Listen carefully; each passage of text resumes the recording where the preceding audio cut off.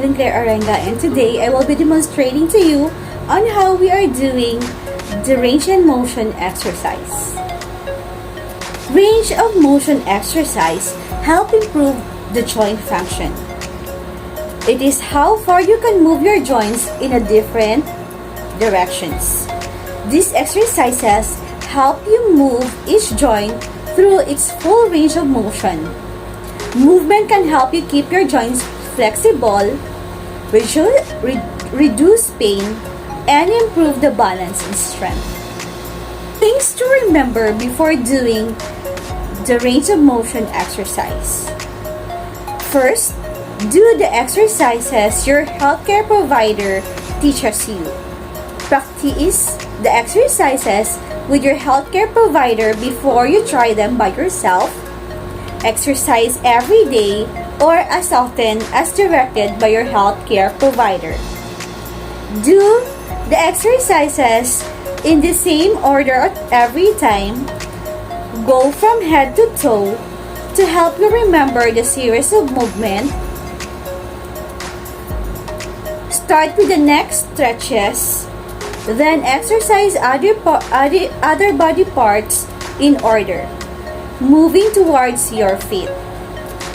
Do each group exercises on one side and then do the same exercises on the other side on your own or with the help of your family or a healthcare provider. Move slowly and gently and smoothly. Avoid fast or jerky motion. Stop if you feel pain. It is normal to feel some discomfort at first. Regular exercise will help you decrease the discomfort over time. So, before we start our exercise, we need to make sure that the door is closed and the curtain or the blinds is also closed. This is to preserve or observe the privacy of our patient. Maintain health protocol, just like washing your hands or wearing gloves or sanitizing your hands, and always wear mask.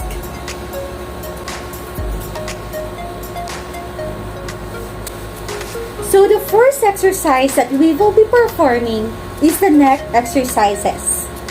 This is support the person's head with your hands. Gently return the person's head in the middle, facing forward after each exercise. So first, we will be doing the head turns. Turns the person's head to side, then turn to his or her head on the other side, just like this one. We will be doing it 3 times. To the left, to the right, 1, 2, 3. Next, we will do the head tilt. Tilt the person's head, bringing the ears towards the shoulder, then tilt the head towards the other shoulder. Just like this.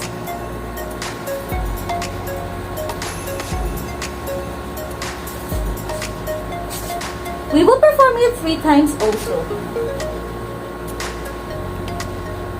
1,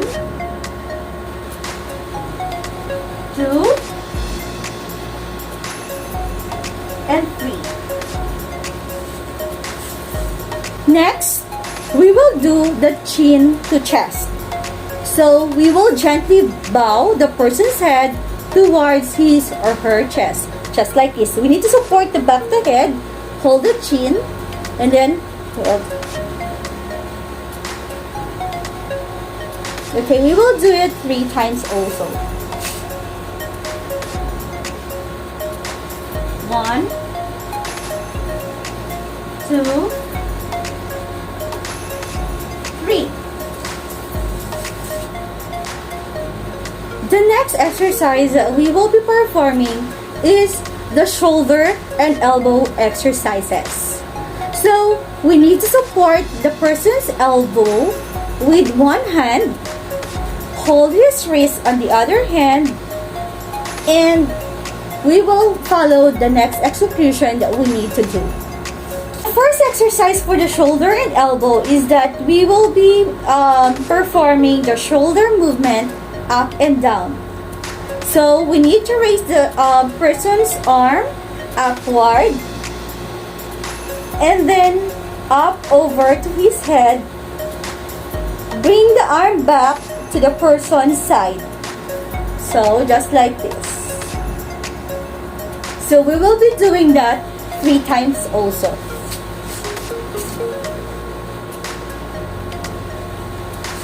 We will guide the hand, hold the elbow and the hands.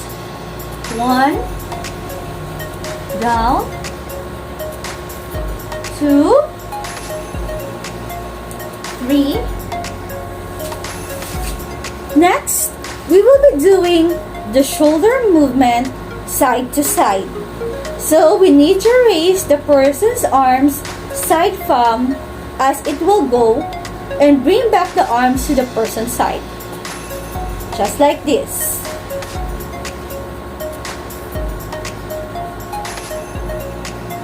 So once we're done doing it on the right hand, we need to do it accordingly to the next hand on the left. So we will be performing it 3 times. Hold the shoulder, hold the hand or arms. 1, 2, and 3. Next, we will be doing the elbow bend.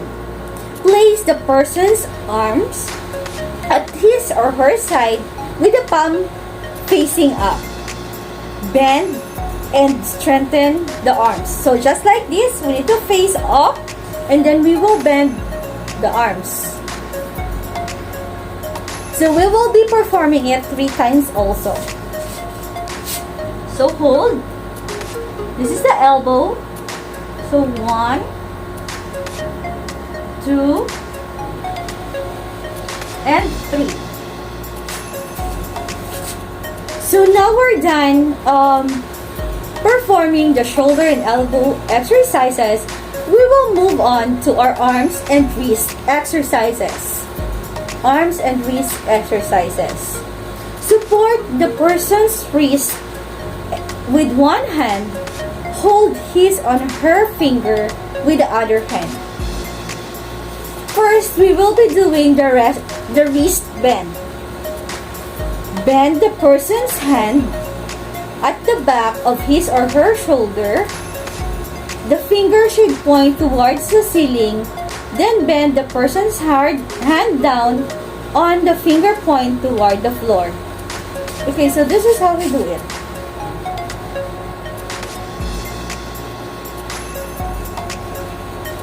And then towards the ceiling.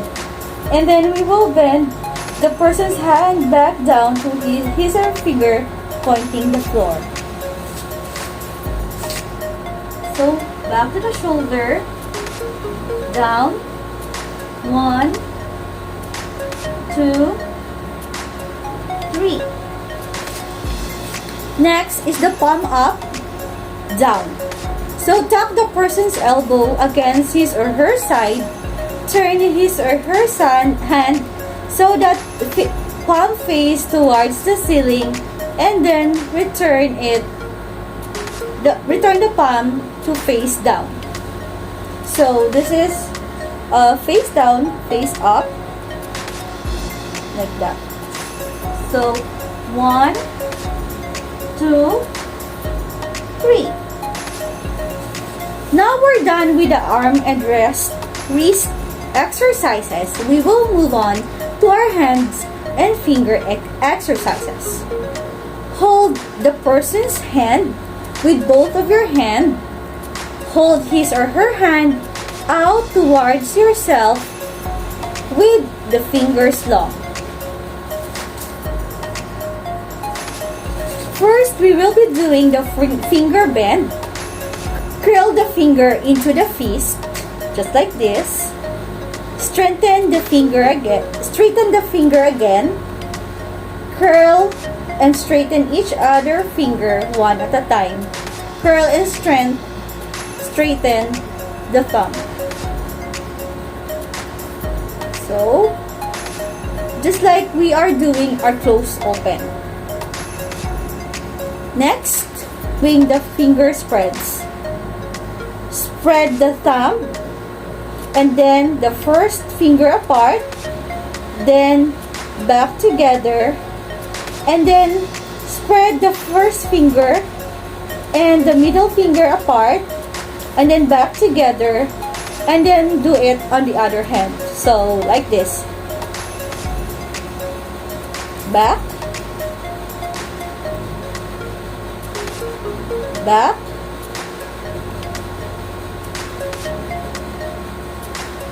back,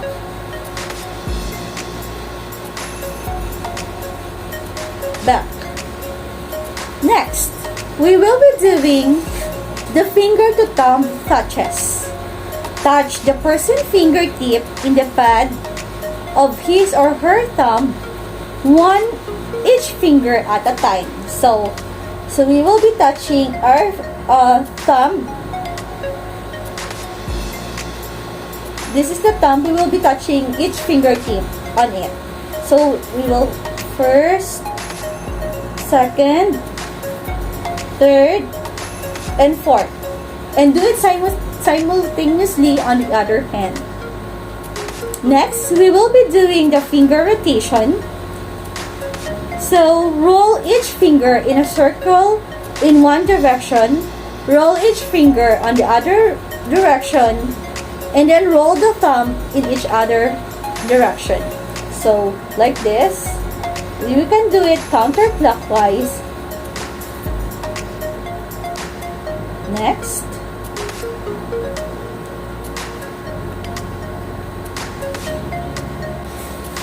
So the next exercise that we will be performing is the hip and the knee exercise. Start the person's leg strength and then put one hand under his or her knee. Hold the ankle with your hand. So first is we will be doing the hip and knee bend. To do that, slowly bend the person's knee up close to his or her chest as possible. Then gently straighten the leg. So this is how we do it. So we will bend the knee towards the chest and then slowly straighten it. So we will do it 3 times. 1, 2, 3. Next, we will be doing leg movement side to side. Move one leg out to the side away from the other leg and bring the leg back to the middle and across all over the other leg. So we will be doing like this.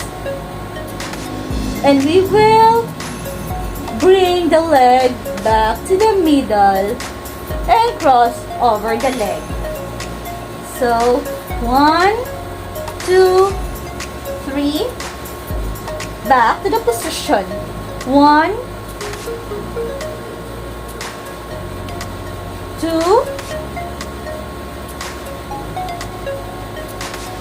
3. Next, we will have our leg rotation in and out. We will be doing the ankle and foot exercise. So we will put a roll of towel under the person's thigh for the ankle exercise. Support the person's ankle with one hand and his on her toe with the other hand. For the 2 exercises, allow the person's foot to relax on the bed and hold only the toe. So first, we will be doing the knee bend. So we will bend the person's foot so the 2 point towards the ceiling. Then bend the person's foot to the other direction so the toes are pointed. So just like say for example, this is the foot. So we will be doing like this, pointing on the ceiling, and then next on the pointed direction. So say for example, this is the foot. So ceiling, pointed, ceiling, pointed, ceiling, pointed. Next, we will have the ankle rotation. Raise the person's foot slightly off the bed. Roll the foot in circle. Then roll the foot in circle in the other direction. So we can do it counterclockwise and then on the opposite direction. So lastly, the exercises help you move all the joints in our body through our full range of motion.